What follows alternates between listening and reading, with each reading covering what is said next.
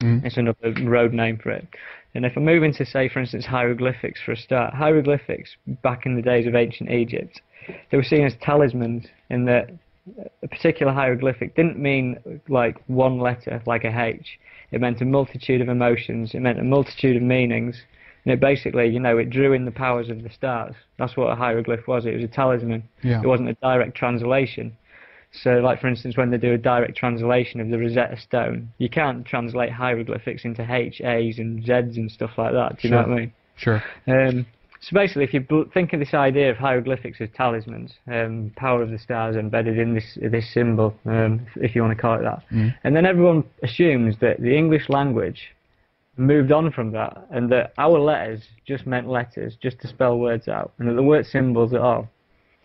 But the fact is that if you look into the idea that the power control in Egypt never died out, and they've been endemic to the power structure from the very start, the letters on the English alphabet are just as much hieroglyphs as the hieroglyphics were, the talismans. I agree, So yeah. if you look at the letter A, for instance, you've got a pyramid with a capstone, a capital letter A. Yeah. And then if you look at an S, you've got a snake. And then if you've got like a dollar sign, you've got a snake rising up what could be a kundalini or, a DNA coil, whatever you want to call it. Yeah. But basically these letters have got meanings behind them. And so this main road that cuts through the Olympics 2012 site, which is called the East Cross Road, is also known as the A12 road. Now there's hundreds of A roads in Britain. And so what are the chances that of all the roads that cross through it were an A12 road, a Pyramid 12 road? Do you see where I'm coming from with it? Oh, yeah, absolutely. Very interesting. It's pretty strange that one road, this is what I'm saying, coincidences, this is a load of rubbish that this is coincidence. It's not coincidence whatsoever. No. And then you look into the situation of where it's situated in London and Eastern London, and you'll find that it's in two areas. It's separated between Leighton and Leytonstone. And I don't know if you're aware of what a ley line is, but basically... Of course, yeah. Yeah, if you look into this, the Olympic site is bang on where two ley lines cross over. So we're on about something that's connected to the energy grid of, the world, like the lifeblood of the earth, if you want to call it that. Nice. Interestingly enough, before when we commenced work on the Olympics 2012 site as well, I got this information off a chap on a message board, but he basically said that they'd organised a massive rave on the Olympic 2012 site, in which no doubt there's a lot of government-sponsored drugs out there, and a lot of energy being given off. And if you think about these energy lines, and they're inviting people to have raves on these sites, alongside holding some of the biggest competitions in the world ever, think about what's happening with all that energy. Where is that going? It's probably being fed into the system somewhere. And I think that's there's a lot of, for instance, as far as UFOs are concerned and stuff like that, if you look into UFO sightings and stuff, a lot of them can be attributed to being near ley lines and stuff. Because obviously a UFO isn't necessarily something that's definitely fixed in our particular 3D world. Something that could be obviously of another dimension of sorts. Yeah. But basically, you've got this Zion street map that's fully biblical in every way. And you then decide, I decided to pick up the Bible. I don't normally pick up the Bible, I'm not that type of person. But basically picked up and went to the book of Mark. And I decided to go to the... chapter 11, verse 11. The old 11:11. Yeah. We got this passage here. Then Jesus went into Jerusalem and into the temple and looked around at everything. Since it was already late, he went out with his 12 disciples to Bethany. So we've got a mention of Jesus entering Jerusalem. Yeah. Which is obviously Zion's the New Jerusalem. And it says that since it was already late, he went out with his 12 disciples to Bethany.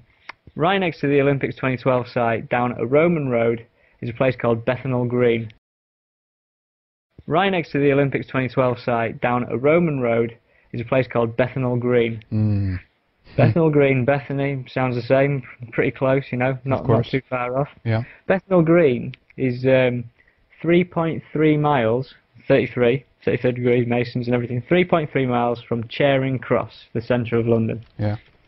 So symbolic again, numerology and everything that goes with it. Of course, and I don't know if you've heard, but if we look at the research of Ralph Ellis, he talks that Mary Magdalene might have been Mary of Bethany. You know, there's a whole connection between Bethany and the you know, the family of Jesus, if you will, or you know. Interesting. Yeah, well, I mean, with the whole idea of the Dan Brown bloodline and the Priory of Sion and stuff like that. Yeah. That's I mean, I'll get onto that shortly, but that's all part of the plan. That's all part of what's intended here. They wanted to inceive the public with the idea that there's a lost bloodline of Jesus Christ. Yeah, yeah. Which is, you know, pretty scary. To top it off, but on a funny note, have you heard of EastEnders before?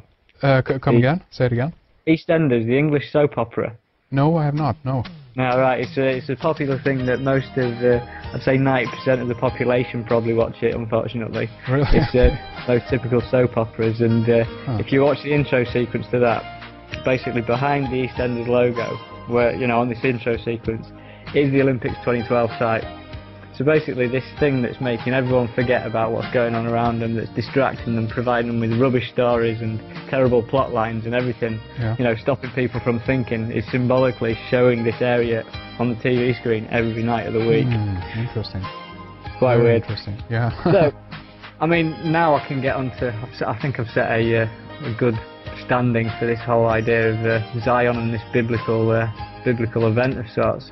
You know what I think we should do like this, Rik. I think that we should take a break right here, actually, because this has been basically an hour-long preface here, and you know, obviously I've got tons of questions and comments, but I definitely want to just let you kind of lay out what you have here, so to speak, and see where this leads us. So I'm going to ask you, Rik, to just basically continue on the trail that you ended in our first segment, if you will. Okay. Right, well, obviously we've laid out a ground plan with a street map of, you know, the Zion Olympics in 2012, like biblical road names left, right and centre, symbology and symbols and everything, you know, it's all over the place.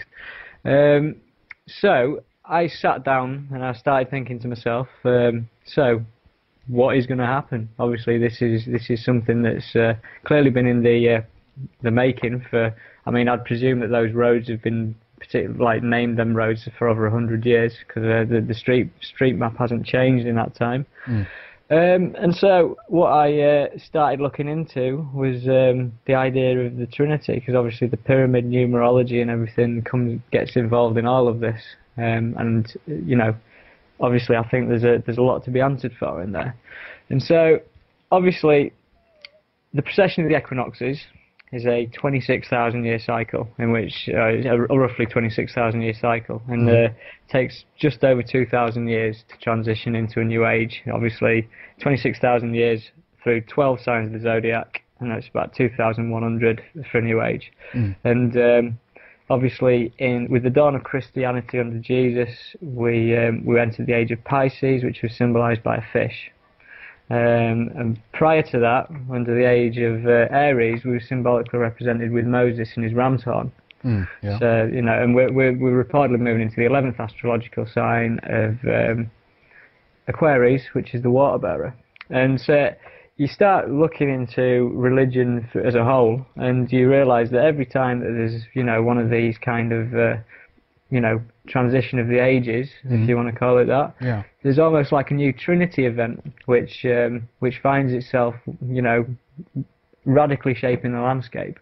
So, for instance, the last Trinity event we had essentially was the Jesus, Joseph, and Mary, who had been touched by the angel Gabriel Trinity. And obviously, in Christianity as a whole, you've got the Holy Trinity, which is the Father, the Son, and the Holy Spirit, which is symbolic again for the angel Gabriel. Hindu religion, we've got Brahma, Vishnu, and Shiva. The Jewish Trinity, which essentially not as personified, but was Moses, Ark of the Covenant, and the Temple. And then obviously moving into the human body, we've got the spirit, body, and soul. You know, we've got it all. But the fundamental Trinity of the ages, like that started it all, was the Osiris, Isis, and Horus connection. Obviously Osiris and Isis, mother and father, giving birth to Horus, who was essentially the personified, and it was the sun. But so, given that we've got this 1776 on the gold, the Great Seal on the dollar bill, starting at 1776, we've got the Latin of Novus Ordo Seclorum. It's literally Latin for New Order of the Ages.